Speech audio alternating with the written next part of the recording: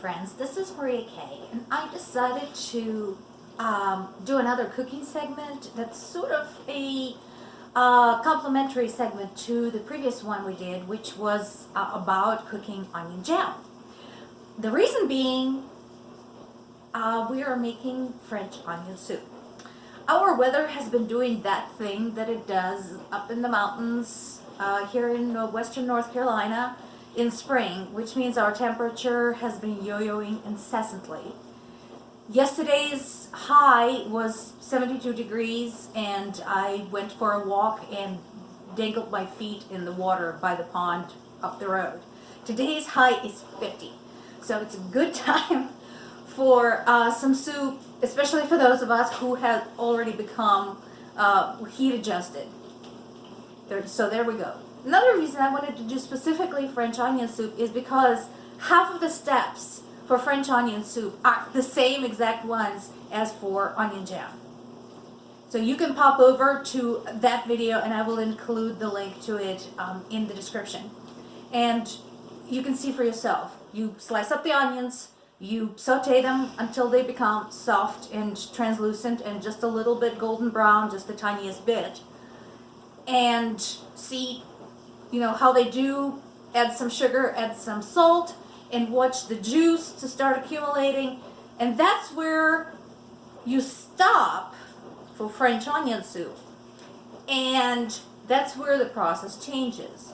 That's where, instead of adding the herbs and the wine, before you do that, you add stock.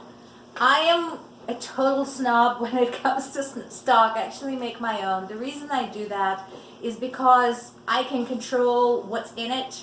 I can reduce the sodium. I can decide to add more salt later if I want to or not.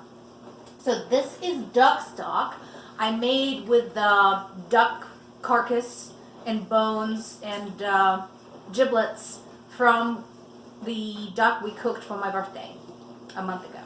And this is enough to make 2 servings of French onion soup. So I taught myself how to can it, and it comes out pretty well.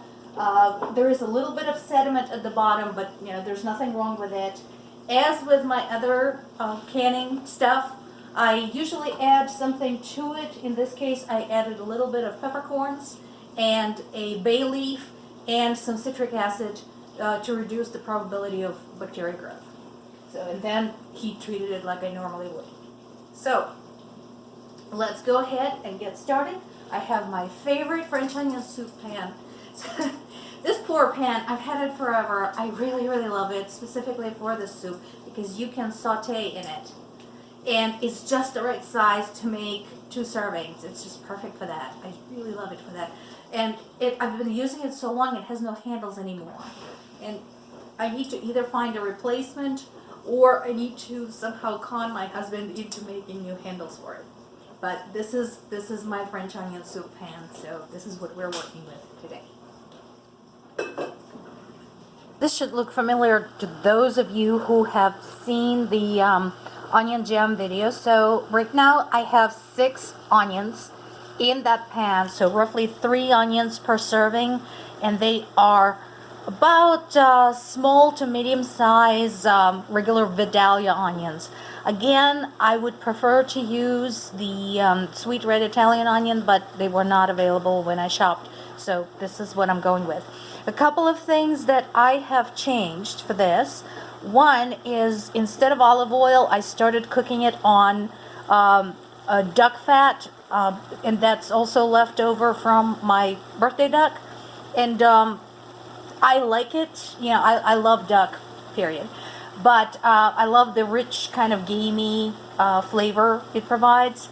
Also, I use the different salts. So instead of regular kosher salt, I am using a finishing salt. I got these from Uncommon Gifts, and they are amazing. So this particular one is a red wine based finishing salt, and right now in the pot is a heaping tablespoon of this salt right here, and a kind of a less than a tablespoon of turbinado, sugar in the raw. While we're waiting for this to finish, looking on my shelf, so in the set of finishing salts, there were also rosemary finishing salt, and Chardonnay, lemon, and thyme finishing salt. They're all delicious. I am really enjoying them. I play with them a lot. So I strongly recommend it. And like I said, I got this from Uncommon Gifts. So my onions have noticeably cooked down and added quite a bit of liquid in here. And they always do. 6 onions seemed like a lot. It's not really. They cooked down almost by half, I want to say. The pan looked full just, a couple of minutes ago, and now it only looks half full. So this is where we diverge from the recipe we were using, from the method we were using for onion jam. This is where I'm going to go ahead and add my duck stock. What I'm going to do now is, make sure I stir it, raise the heat a little bit. Until now I had it on low. I'm going to pump it up to medium and bring it to a boil. And while it's waiting to boil, I'm going to pop out to my deck and again go ahead and cut some herbs to add to this. I will also be using this. This is Herb de Provence mix. I just, again, love how it goes with the soup. Love the flavors it brings out. So if you have a chance to get some or grow your own, mix your own, get some. I strongly recommend it. I have like a whole bunch of it because every time I'm at a spice shop or something like that, I always get some. I just get resisted. It's such good stuff, and I love the way it smells. Oh God, that is good stuff. You can Google it. Google Herb de Provence and look up how to make your own. And I think most of the stuff in it is easy to grow. Yeah, this is thyme, lavender, and rosemary. All very easy to grow. You can grow them in your kitchen. You can grow them on your porch. No problem at all. You don't need to have a huge garden.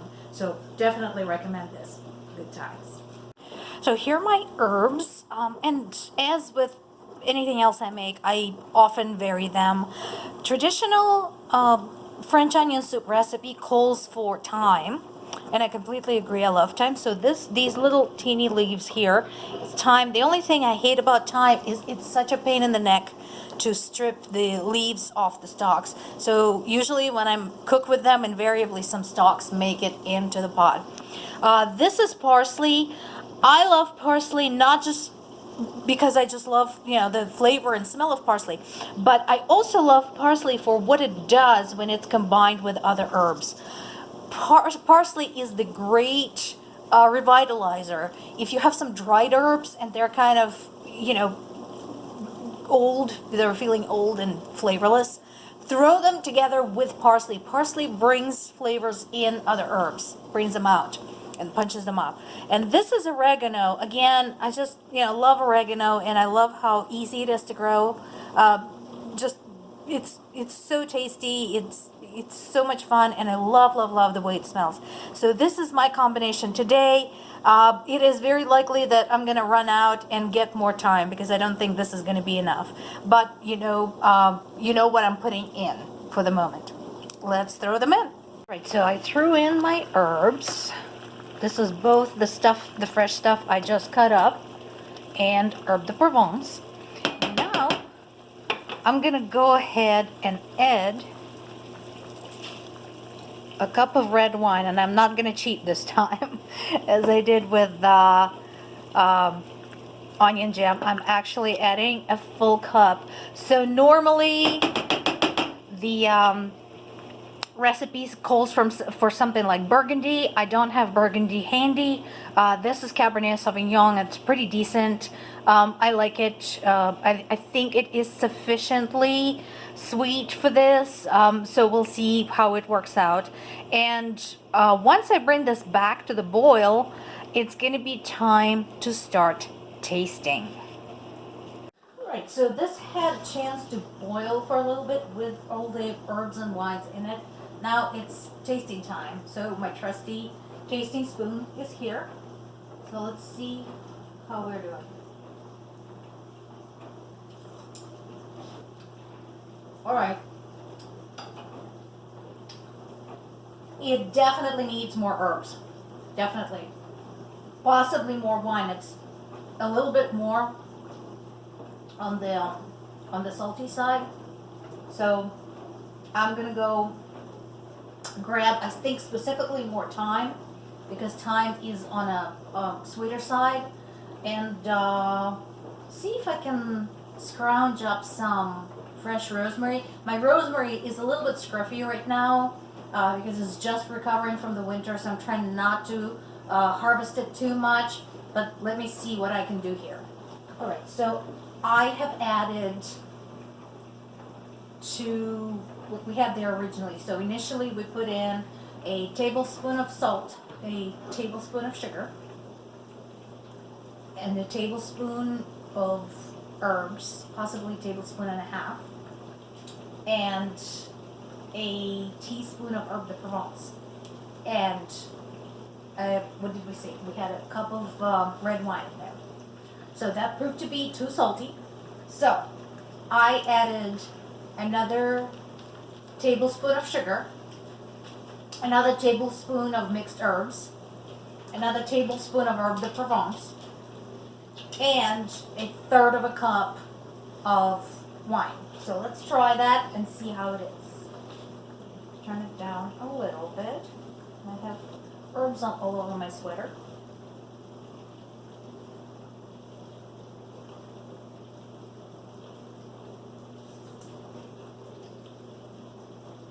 Yep, that fixed it. That works. So now I'm just gonna I'm gonna bring it to a simmer, and I'm gonna cook it down a bit.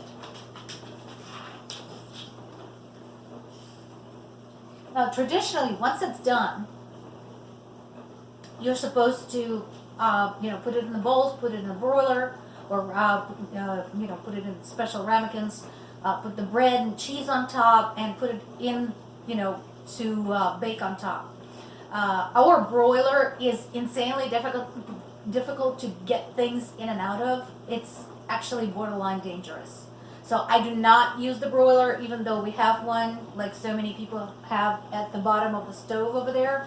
I don't use it. Since this is French onion soup on the quick and on the cheap, I am just going to put them in the bowls, put the bread and Swiss cheese in, and just nuke them in the microwave for 5 minutes. I know it is completely breaking with tradition. I know it is completely against the rule, but this is what I do, and it is still tasty. Right, here is the finished product. As I said, it's not quite as pretty as the traditional serving. I don't have the nice ooey gooey cheese, over the edges of the bowl. Still, it is quite tasty, and I like to put a sprig of parsley on top, because why wouldn't you? There you have it. Now you know how to make a French onion soup. Not necessarily a fully traditional way, but close enough. It is not complicated. It can be adjusted for taste to suit different preferences. So give it a shot. Let me know how it came out, and I hope you enjoyed.